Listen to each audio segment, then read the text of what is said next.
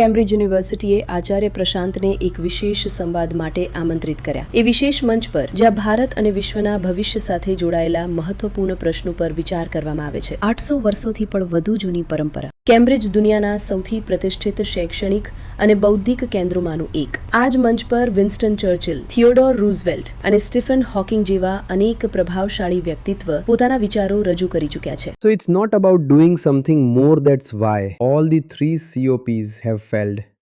એવા સમયમાં જ્યારે દુનિયા યુદ્ધ, ક્લાઇમેટ ક્રાઇસિસ અને વધતી જતી માનવીય અશાંતિ જેવા પડકારો સામે ઝઝૂમી રહી છે, કેમ્બ્રિજ યુનિયને ભારતની અદ્વૈત વેદાંત પરંપરાના પ્રતિનિધિના રૂપમાં આચાર્ય પ્રશાંતને આમંત્રિત કર્યા.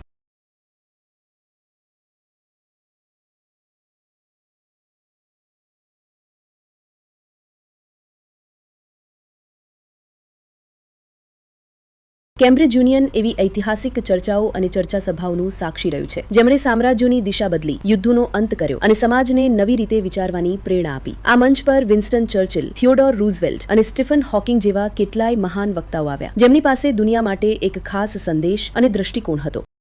આજે જ્યારે તમે આ યુનિયનમાં ઊભા છો, તો એવી કઈ વાત છે જે તમે સૌથી વધુ ઈચ્છો છો કે આખી દુનિયા સાંભળે? જો દુનિયાએ ખાસ કરીને છેલ્લા 200 વર્ષોમાં લગભગ દરેક સંભવ પ્રયાસ કર્યો છે અને તેમાં ઘણી સફળતા પણ મેળવી છે, પરંતુ સવાલ એ છે કે આ બધા પ્રયાસો આખરે શેના માટે હતા? આ પ્રયાસો ટેકનોલોજી, ભૌગોલિક વિસ્તાર, અંતરિક્ષની શોધ અને સમૃદ્ધિની દિશામાં રહ્યા છે, અને તેમાં પશ્ચિમી દેશોને વિશેષ સફળતા મળી છે. આજે આપણે જે સવાલ પર ચર્ચા કરી રહ્યા હતા તે એ હતો કે હવે આપણે બીજું શું કરવું જોઈએ જ્યારે આપણે જે જગ્યાએ ઊભા છીએ તે વિસ્ફોટના મુખ જેવી લાગે છે. જો આપણી બધી સિદ્ધિઓ આપણને વિનાશ અને અંતની વધુ નજીક જ લઈ આવી છે, તો હવે રસ્તો શું છે? તો પછી આપણે બીજું શું કરવું જોઈએ? આપણે એ સમજવું પડશે કે મોટા પાયે આત્મજ્ઞાનનું શિક્ષણ જ કદાચ એ એક વસ્તુ છે જેને આપણે અત્યાર સુધી અપનાવી નથી, અને સમાધાન પણ એ જ છે. બાકી બધું જે આપણે કર્યું છે તે વ્યર્થ નથી, બિનજરૂરી નથી, પરંતુ બસ પૂરતું નથી. સાચું. તો આ બધું કર્યા પછી હવે આપણે આ પ્રશ્ન પર વધુ ભાર મૂકવાની જરૂર છે. હું કોણ છું? હું ક્યાંથી આવી રહ્યો છું? હું શું ઈચ્છું છું? મેં વાસ્તવમાં કેટલું મેળવ્યું છે? શું વધુ ભેગું કરવાથી મને તે મળશે જેની મને ભૂખ છે, કે પછી કોઈ બીજો રસ્તો છે? અને અમે કહ્યું, બસ ઉત્તરને પૂરો કરવા માટે આ રસ્તાને ઈમાનદારી કહે છે. ઈમાનદારી, પ્રેમ, ઈરાદો બધા સમાનાર્થી છે. આ જ ઉત્તર છે. ખૂબ ખૂબ ધન્યવાદ. તો મારો આગામી સવાલ છે, કેમ્બ્રિજ જજ બિઝનેસ સ્કૂલમાંથી મોટા CEO, કેન્દ્રીય બેન્કર્સ અને નોબેલ પુરસ્કાર વિજેતાઓ નીકળ્યા છે, પરંતુ અસમાનતા અને વૈશ્વિક જવાબદારી જેવા મુદ્દાઓ પર વાત કરવા માટે તેણે એક દાર્શનિકને બોલાવ્યા. તો ભારતીય આધ્યાત્મિક પરંપરા દુનિયાના આર્થિક અને વ્યાપારિક પડકારોના સમાધાનમાં શું યોગદાન આપી શકે છે? આ કોઈ પણ પ્રકારનું વિચલન કે અસંગતતા કે પથ પરિવર્તન નથી. તમે જુઓ, વિજ્ઞાન માટે નોબેલ પુરસ્કાર છે, શાંતિ માટે પણ. વિજ્ઞાન માનવ માટે છે, અને એ જ માનવ શાંતિની લાલસા કરે છે. તો અંતતઃ તેઓ બધા માનવજાતના કલ્યાણ માટે કામ કરી રહ્યા છે. બધા નોબેલ પુરસ્કાર વિજેતાઓ, બધા મહાન વૈજ્ઞાનિકો, વિચારકો, શોધકો, દાર્શનિકો, આજ તો તેઓ શોધી રહ્યા છે માનવજાતનું કલ્યાણ. અને આપણે આજે જોઈ શકીએ છીએ કે માનવ કલ્યાણ એક એવા રસ્તાથી થશે જે આ તરફ, અંદરની તરફ જાય છે. મૂળ અંદરની તરફ છે. આ જ દિશા લેવાની છે. તો આ ઘણું ખરું એ જ દિશામાં છે. એક વ્યક્તિ ચિકિત્સામાં પ્રગતિના માધ્યમથી માનવ કલ્યાણની શોધ કરી રહ્યો છે.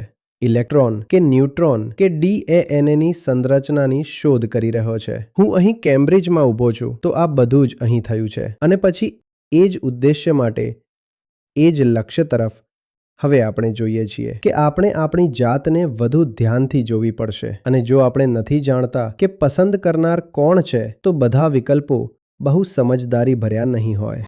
જો આપણે નથી જાણતા કે શોધકર્તા કોણ છે, તો શોધોનો સાચો ઉપયોગ નહીં થાય.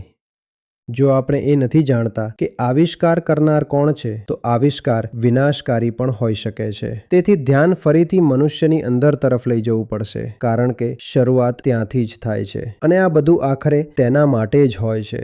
એ જ શરૂઆત છે અને એ જ અંત. તેથી દિશા મૂળભૂત રીતે એક જ છે.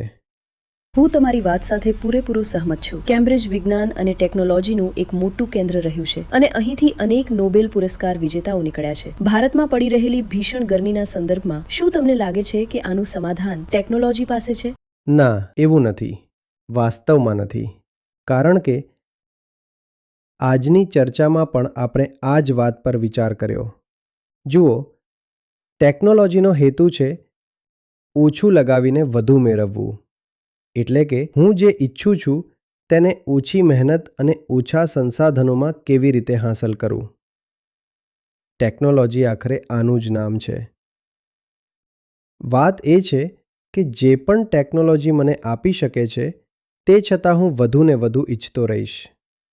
આ માત્ર ભાષણબાજી નથી, આના પુરાવા છે, બરાબર ને?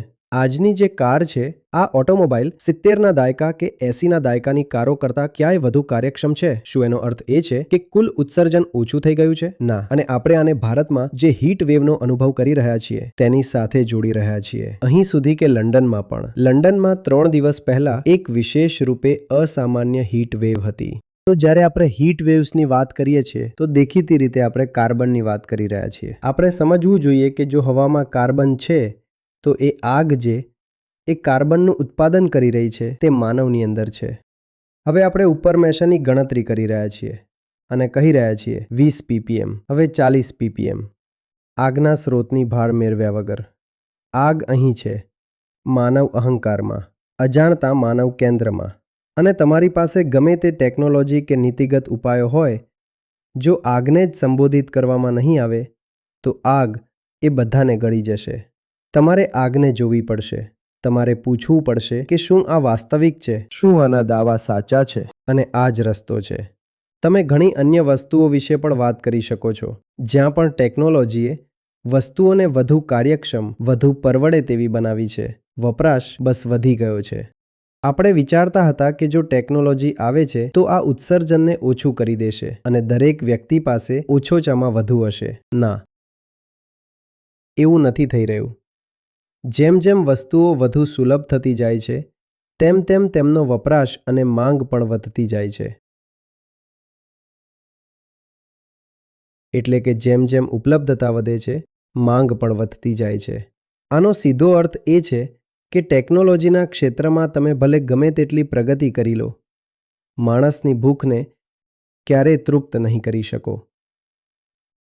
અને આ બંને વસ્તુઓનો એકસાથે મતલબ એ છે કે ઉત્સર્જન સતત વધતું રહેશે અને હીટ વેવ્સ વધુ તીવ્ર અને વધુ વારંવાર આવશે. તો જો આપણે હીટ વેવ્સનું સમાધાન કરવા માંગીએ છીએ, જો આપણે આબોહવા આપત્તિના આખા દશ્યનું સમાધાન કરવા માંગીએ છીએ, તો આપણે માનવ કેન્દ્ર પર ધ્યાન આપવું પડશે. માત્ર ટેકનોલોજી કે નીતિગત ઉપાયો કામ નહીં કરે. નીતિ નિર્માતાઓ નેતાઓ હોય છે. નેતાઓને મતદારો દ્વારા ચૂંટવામાં આવે છે. મતદારો એ ગ્રાહકો છે. અંતિમ ગ્રાહકો છે એ બધી વસ્તુઓના જે કાર્બન ઉત્પન્ન કરે છે. આખરે જે મતદાર પોતે ગ્રાહક છે અને પોતે જ પ્રદૂષણનું કારણ પણ છે, તે એવા નેતાને કેમ ચૂંટશે જે તેનો વપરાશ ઓછો કરનારી નીતિઓ લાગુ કરે? તેથી માત્ર ટેકનોલોજીથી વાત નહીં બને, માત્ર નીતિઓથી પણ કામ નહીં આવે. તો માત્ર એક જ વસ્તુ, મોટા પાયે આત્મજ્ઞાનનું શિક્ષણ. ખૂબ ખૂબ ધન્યવાદ. સ્વાગત છે. તમને ખુશી થશે એ નાતે જે અમારી પોતાની એપ છે જેમાં અમારા ગીતા અને બાકી બધા કાર્યક્રમો ચાલે છે. અહીં બુદ્ધ છે, ગીતા છે, ઉપનિષદ છે, અષ્ટાવક્ર છે. આ મને મળ્યા, મારી જિંદગી બદલાઈ. આ તમને મળશે, તમારી જિંદગી પણ બદલાશે. સાચું પૂછો તો મતલબ લાખો નહીં તો ઓછામાં ઓછી હજારો જિંદગીઓ તો છે જે બિલકુલ બદલાઈ છે. 2 લાખથી વધુ ગીતા સહભાગીઓ સાથે જોડાઓ આચાર્ય પ્રશાંત એપ પર. પહેલો મહિનો બિલકુલ ફ્રી. ગીતા મિશનનો પૂરો એક્સેસ. એપ પર તમને મળશે નિયમિત લાઈવ સત્રો, દરરોજ આચાર્ય પ્રશાંતના વિશેષ સંવાદ, ગીતા કમ્યુનિટીનો એક્સેસ, ગીતા પરીક્ષા, પસંદગીના સમાચાર, ઓડિયો બુક્સ, ક્વોટ્સ અને બીજું ઘણું બધું. ગૂગલ પ્લે સ્ટોર કે એપલ એપ સ્ટોર પર આચાર્ય પ્રશાંત સર્ચ કરો અને અત્યારે જ ડાઉનલોડ કરો.